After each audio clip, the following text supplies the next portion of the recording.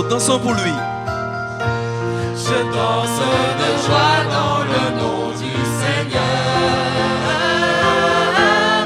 Je célébrerai le nom de celui que mon cœur aime.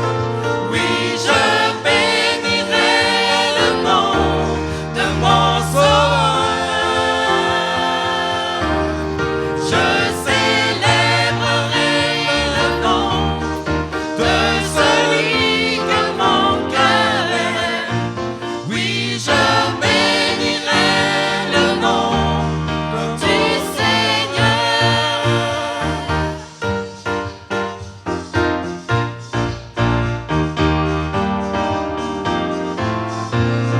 Je me réjouis dans le nom du Seigneur. Je me confie. Je me confie dans le nom du Seigneur. Élevons nos mains. Je lève les mains dans le nom du Et Seigneur. dansons de joie. Je danse de joie dans le nom du Seigneur. Je célébrerai le nom de celui que mon cœur aime. Oui, je bénirai le nom de mon sauveur. Je célébrerai le nom de celui que mon cœur aime. Oui, je bénirai le nom du Seigneur. Vous n'avez pas envie de frapper des mains? Je me réjouis dans le nom du Seigneur. Et je me confie. Je me confie dans le nom du Seigneur. Élevons nos mains. Levons les mains dans le nom du Et Seigneur. dansons de joie. Dansons de joie dans le nom du Seigneur. Je célébrerai le nom de celui que mon cœur aime. Oui, je bénirai le nom de mon sauveur. Je célébrerai le nom de celui que mon cœur aime. Oui, je bénirai le nom du Seigneur.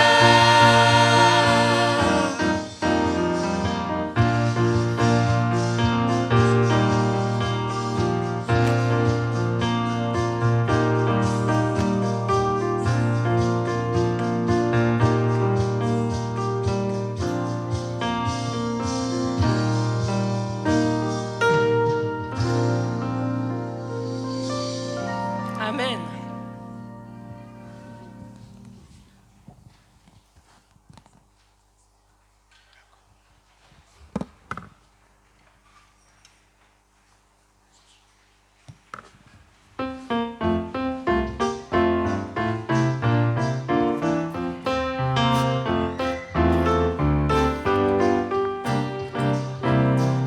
Je demande aux enfants de s'approcher.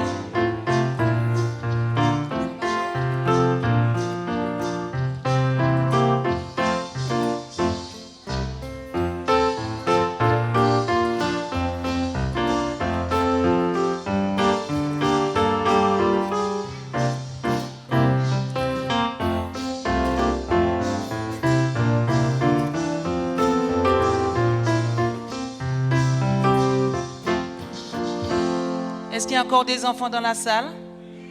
Oui, c'est des grands enfants alors.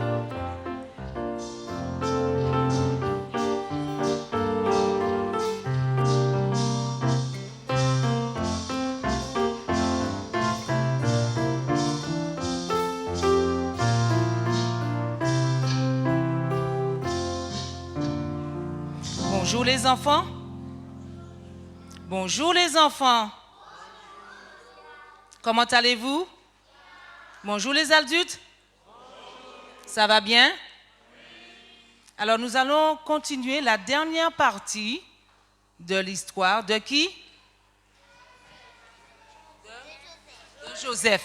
Alors regardez bien. Donc vous avez juste l'écran devant vous, donc ça vous évite de vous retourner, d'accord?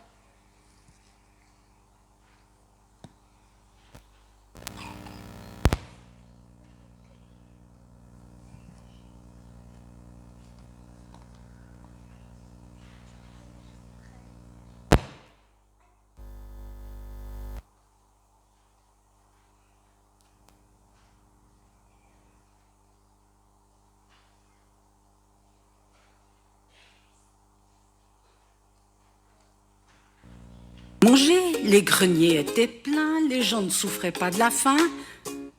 Mais dans le pays de Jacob, là où Joseph justement avait passé toute son enfance, eh bien c'était la famine. Tout était sec, rien ne poussait. Les gens avaient faim et les troupeaux avaient soif.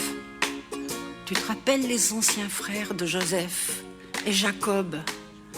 Ils se sont réunis, disant, mais écoutez, il n'y a plus rien à manger ici. Mais j'ai entendu dire qu'en Égypte, il y avait du blé. Alors, ce que vous allez faire, dit Jacob à ses fils, ce que vous allez faire, vous allez prendre vos ânes, vous allez jusqu'en Égypte, vous allez acheter du blé et vous nous le ramènerez. Et les frères sont partis. 10 frères.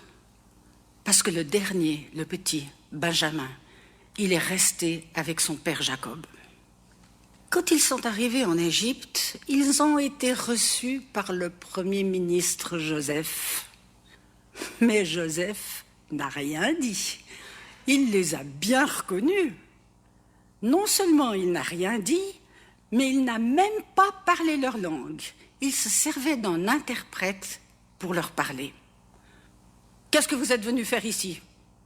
Vous êtes des espions. Vous voulez savoir ce qu'on a chez nous. Vous voulez nous voler? Mais non, monsieur, mais non. On vient juste acheter du blé parce que c'est la famine aussi chez nous. Mais non, c'est pas vrai. Vous êtes des espions. » Et il les a jetés en prison. Dans la prison, les frères se sont souvenus de ce qu'ils avaient fait à Joseph. Et ils ont un peu pleuré. Et ils ont beaucoup regretté. Mais c'est trop tard. 3 jours après, Joseph les a fait ressortir. D'où venez-vous? Expliquez-moi. On était 12 frères. Il y en a un qui n'est plus là. Et puis le dernier, il est resté avec notre père. Votre père est toujours vivant? Oui, bien sûr que notre père est toujours vivant. Alors, écoutez, voilà ce qu'on va faire. Je vais garder un de vos frères.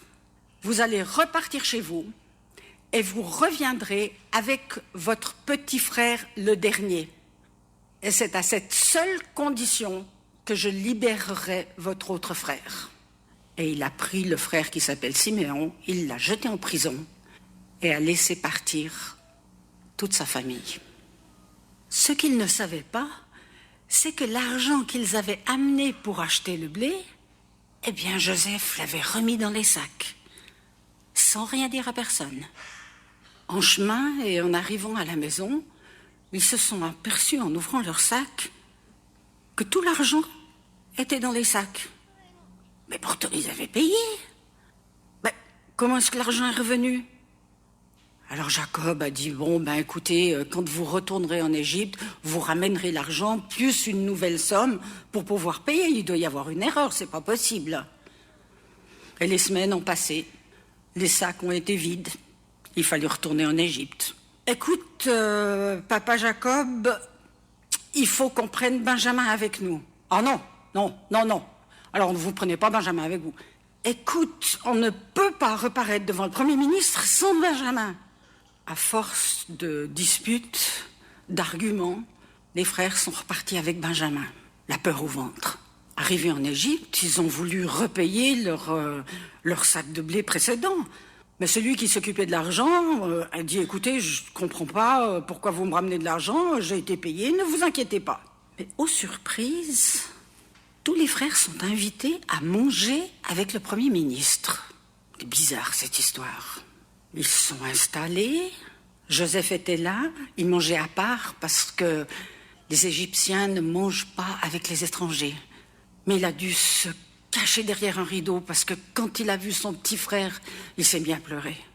Il est revenu, ils se sont installés. C'est drôle, on les a installés par ordre de naissance, depuis l'aîné jusqu'au plus jeune. Siméon était sorti de prison, il était aussi là. Ils ont acheté leur blé et ils sont partis. Ce qu'ils ne savaient pas, c'est que Joseph avait caché sa plus belle coupe dans le sac de Benjamin. À peine ses frères partis, il appelle ses serviteurs. « Courez-leur après, ils m'ont volé ma coupe !» Et les serviteurs sont partis au triple galop, les ont rattrapés dans le désert et leur ont dit « Comment ? Le Premier ministre vous a super bien reçu et vous l'avez volé !»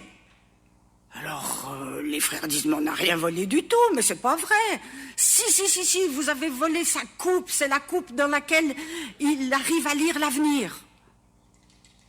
Alors, il y en a un qui dit, écoute, si on trouve la coupe chez moi, tu as le droit de me tuer. On a ouvert tous les sacs, et la coupe était dans le sac de Benjamin. Une catastrophe, une catastrophe. Alors ils sont rentrés au palais du pharaon pour rencontrer le Premier ministre. Ils ne savent toujours pas que c'est Joseph. Et quand Joseph les voit arriver, il se met à pleurer. Et il dit, c'est moi Joseph, c'est moi que vous avez vendu, c'est moi qui étais esclave, c'est moi qui étais en prison, mais maintenant je suis Premier ministre ici, c'est moi, venez dans mes bras, mes frères, mon petit frère Benjamin, venez dans mes bras. Mais ils étaient tellement surpris qu'ils n'arrivaient pas à bouger.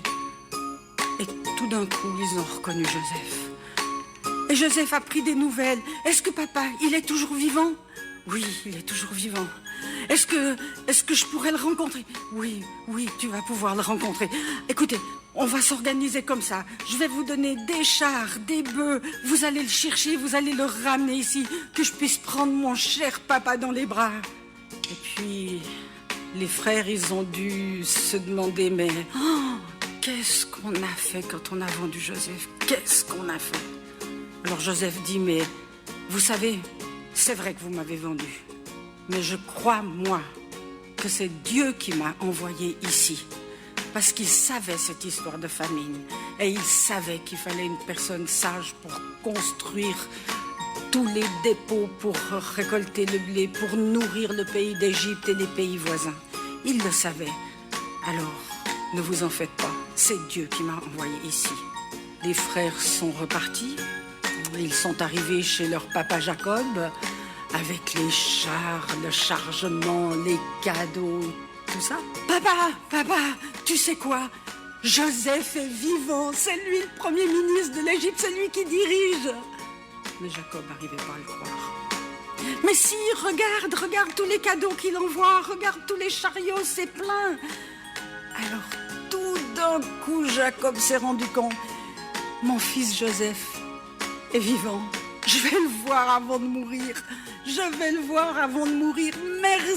Merci Seigneur. Et c'est comme ça que toute la famille est retournée en Égypte. Joseph a pu les installer dans un bon coin de pays où ils ne souffriraient pas de la famille. Ça a été des retrouvailles magnifiques. Et ils ont passé ensemble plusieurs années, des années de bonheur.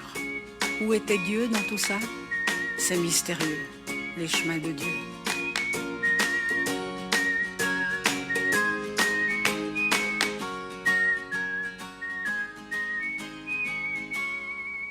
Alors les enfants, n'est-ce pas une histoire extraordinaire ?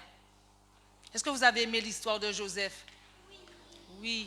Vous savez que Dieu, il a des choses merveilleuses pour chacun de vous. De même que Joseph, il a eu des problèmes. Il a été vendu par ses frères. D'accord ? Il est devenu esclave. On l'a mis en prison. Mais est-ce que Joseph, il a abandonné Dieu ? Non, il est resté fidèle. Donc Dieu peut se servir de chacun de vous. D'accord, je ne vais pas nommer tous les noms parce qu'il y a vous êtes trop. Mais Dieu peut se servir de chacun de vous ce matin. Même tous les jours, même aussi les adultes, même nous. Dieu peut se servir de nous pour pouvoir aider aussi les autres. D'accord?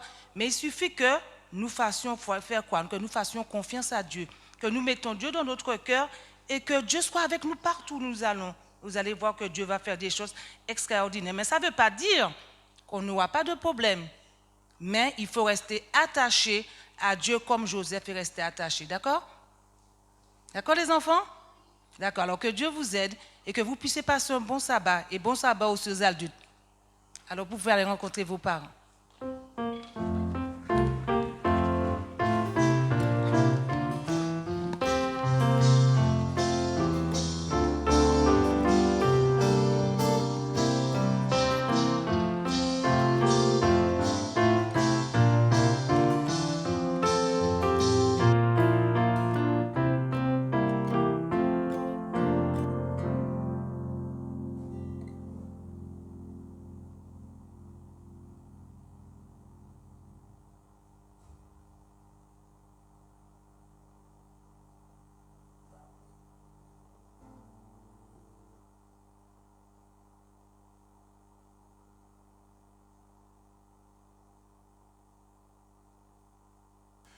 L'Assemblée est priée de se tenir debout pour la lecture de la Bible. Nous lirons dans Somme 19, le verset 7. Somme 19, le verset 7. Il est écrit: Il se lève à une extrémité des cieux et achève sa course à l'autre extrémité. Rien ne se dérobe à sa chaleur. Amen. Le prochain. Le verset 8. La loi de l'Éternel est parfaite, elle restaure l'âme. Le témoignage de l'Éternel est véritable, il rend sage l'ignorant. Amen. Asseyons-nous, s'il vous plaît.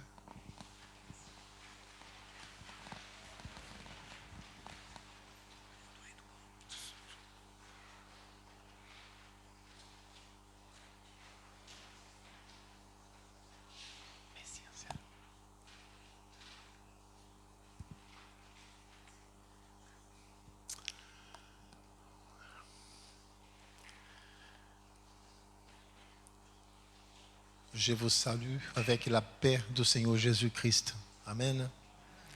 Avec sa grâce aussi. J'espère que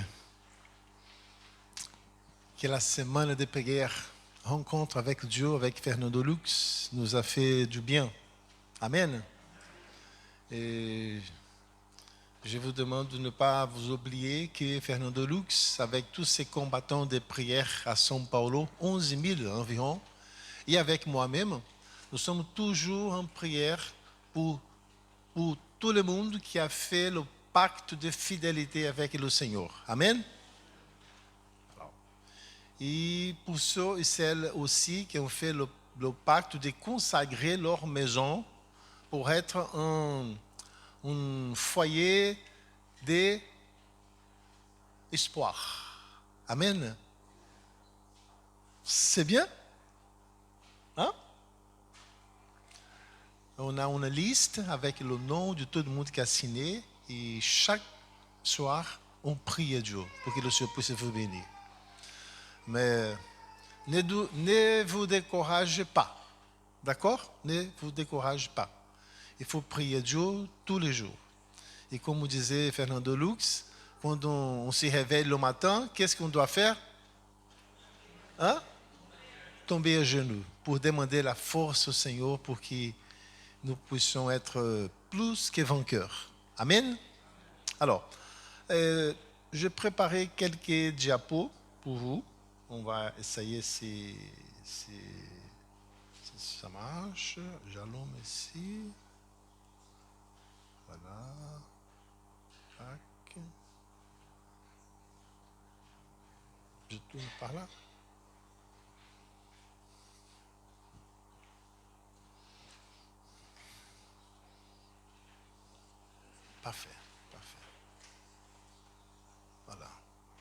Alors, je vous invite à ouvrir vos Bibles dans le chapitre 20 du livre de Exode, s'il vous plaît. Et pendant que vous trouvez ce passage, je vous rappelle que lors des annonces, on a annoncé une réunion de planification pour tous les chefs du département avec tous les anciens référents cet après-midi. Mais l'horaire correct, ce n'est pas à 15 heures, d'accord? C'est 14 heures. Donc, nous aurons peu de temps entre le culte et le début de cette réunion. Je vous prie de manger le plus rapidement possible ou de ne pas manger, parce que ça fait du bien pour le sabbat. Ça fait vraiment du bien de ne pas manger le jour du sabbat pour être bien attentif. Et à 14 heures, si Dieu le veut, nous serons réunis avec tous les anciens référents et tous les chefs du département et leur équipe pour faire la planification de toutes ces années, cette année d'activité. Et je vous rappelle aussi que le samedi prochain, 15h30, à l'église de Bagno, qui est juste en face de la gare do RERB de Bagno, nous aurons là-bas notre cérémonie de baptême. Et en fait, ce sera un grand rassemblement à Bagno de 4 églises. Châtenay, Malabry, Bagno aussi, Pisdac et Saint-Denis. Donc, ce sera un après-midi de louanges, de fêtes. Et l'église de Saint-Denis doit être là, présent, parce qu'on va avoir un chant musical spécial pour les filles qui ont chanté un très beau chant. Elles vont chanter là-bas au jour du baptême. Et nous aurons un baptême de Jenny, Amy, Fred, Mathieu, Julie, Éléonore et Angie. Donc, 7 personnes d'Épinay-Saint-Denis se feront baptiser le samedi prochain, 15h30 à Bagno. Donc, par la gloire de Dieu, que le Seigneur soit loué. Et que le Seigneur soit loué. Je vous invite à vous préparer, à faire du planning pour être présent là-bas. Alors, les 10 commandements, je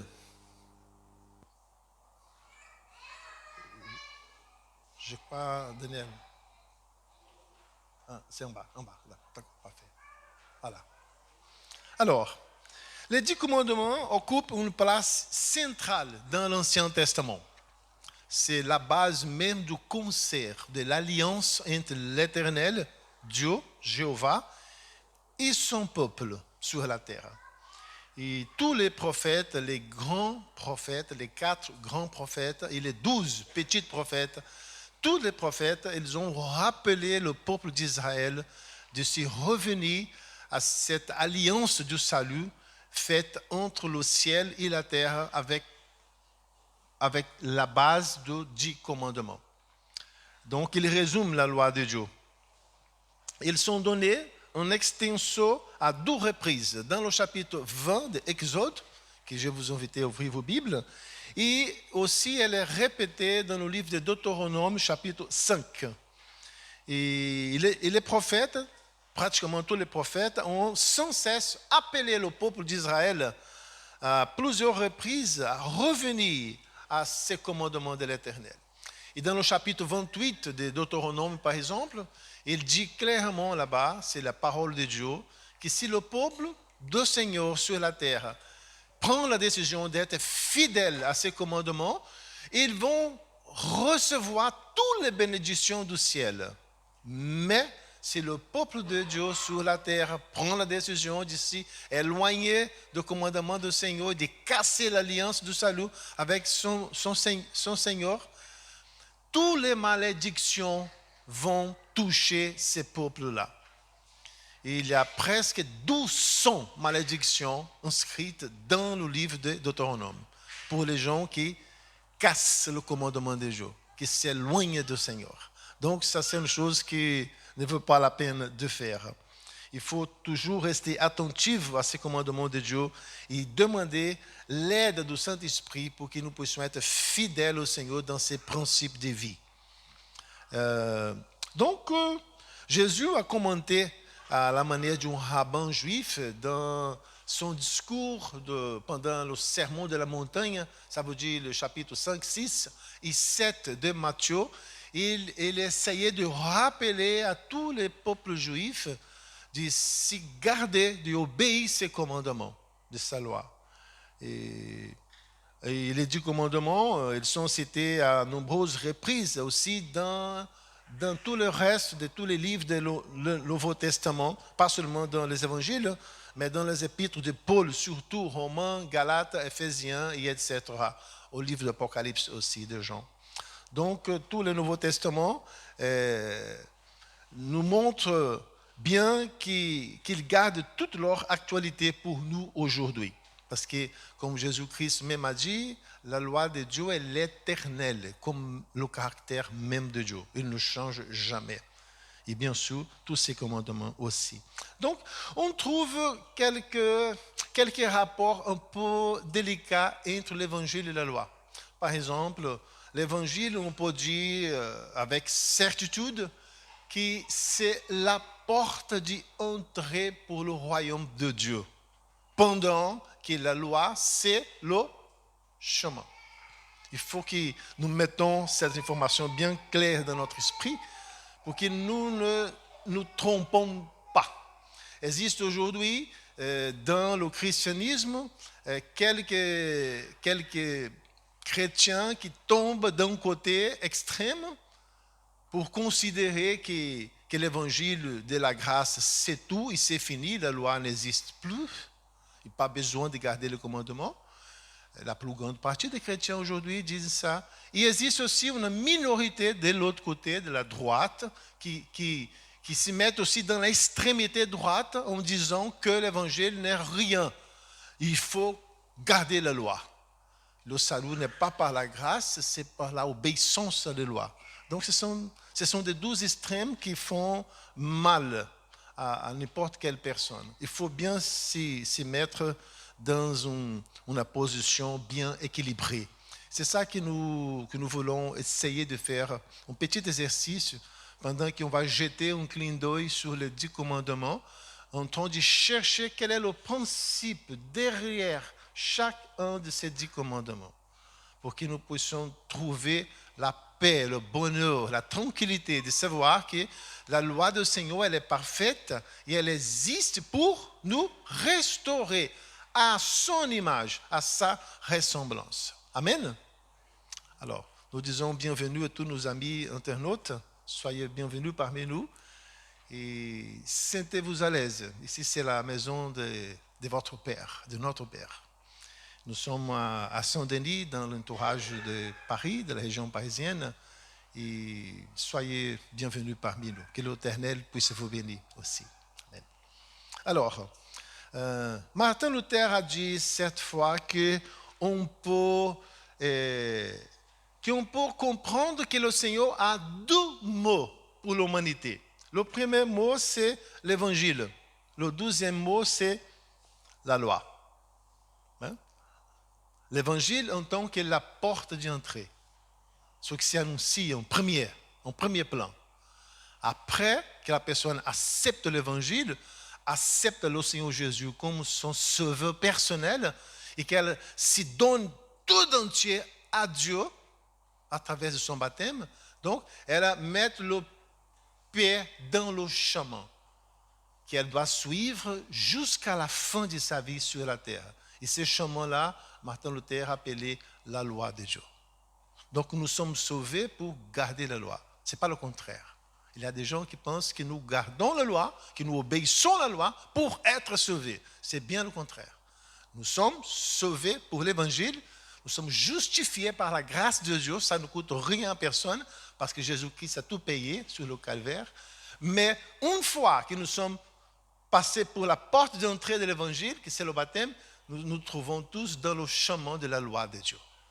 Et les gens qui aiment Dieu gardent ses commandements. Elles ont le pouvoir que l'Esprit de Dieu nous donne de garder, d'obéir ces lois et permettre cette loi de Dieu de nous transformer à l'image et la ressemblance de Jésus-Christ. La loi, elle fonctionne comme un miroir. Elle ne sert pas à nettoyer notre impureté, mais elle sert à nous révéler l'impureté et nous apporter à Christ, son sang, qui c'est le suffisant pour nous nettoyer complètement. Sans la loi, personne ne se rend compte de ses faiblesses, de ses manquements, de ses besoins. Donc, c'est pour ça que nous devons mettre la loi toujours devant notre face, pour contempler la loi. Et la loi nous révèle qu'est-ce que sont nos besoins spirituels, qu'est-ce que sont nos erreurs, nos manquements, et nous apporte, nous dirige vers le sang de Jésus. C'est lui qui nous purifie et qui nous donne la force pour obéir ses commandements. Donc, la loi de Dieu est quelque chose qui nous aide vraiment à suivre le bon chemin du Christ. Calvin a dit cette fois, Dieu n'a qu'un seul mot, qui est l'évangile. Et rhétoriquement, il demanderait, et alors, quelle est la loi? Il a répondu, la loi est la face sérieuse de l'évangile. C'est comme ça qu'il dit en français, la face sérieuse de l'évangile. On peut imaginer l'évangile comme une pièce de deux côtés. Un côté, c'est la face de la joie, de la grâce, le salut. L'autre côté, c'est la loi, la face un peu sérieuse de l'évangile. C'est là que nous révélons vraiment si le Christ vit en nous, véritablement. Parce que c'est même Jésus qui a dit, si vous m'aimez, gardez mes commandements. Ça, c'est la preuve que vraiment nous aimons à Jésus-Christ, notre Sauveur. Parfait. Donc, on va essayer de voir qu'est-ce qui est écrit dans l'évangile de Marc, chapitre 12, à partir du verset 29 jusqu'au verset 31. C'est un maître de la loi qui discute avec Jésus, qui pose une question à Jésus sur la loi. Et je trouve ce passage très, très, très intéressant parce que c'est un passage que Jésus va exprimer quelle était sa compréhension de la loi qu'il-même a créée. Donc c'est très important de savoir qu'est-ce que Jésus-Christ pense sur la loi qu'il-même a mise en marche. Alors, regardez bien. Il demande à Jésus quel est le plus grand de tous les commandements.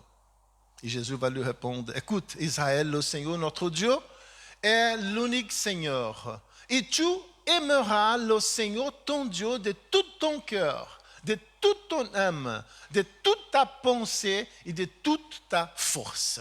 Jésus qui a dit, celui-là est le premier commandement et le plus important. Et le deuxième, qui ressemble énormément à ce premier, qui est le plus important, c'est le suivant. Tu aimeras ton prochain comme toi-même. Il n'y a pas d'autre commandement plus grand que cela. Donc Jésus-Christ va exprimer ici, en répondant à ces rabbins, quelle est sa pensée sur le 10 commandements qu'il même a créé. C'est l'amour. L'amour à Dieu au-dessus de tout et l'amour à mon prochain. Et comment Jésus va mesurer l'amour que je dois porter pour mon prochain? Comment il va mesurer? L'amour à Dieu, il mesure au-dessus de tout, avec toute intelligence, toute ta force, toute ta capacité, toutes tes compétences, toute ta sagesse, au-dessus de tout. Mais comment il va mesurer l'amour que moi, je dois porter vers mon prochain? Comment? Hein? Donc, c'est moi qui dois mesurer le temps d'amour que je dois porter à mes prochains. C'est moi qui dois déterminer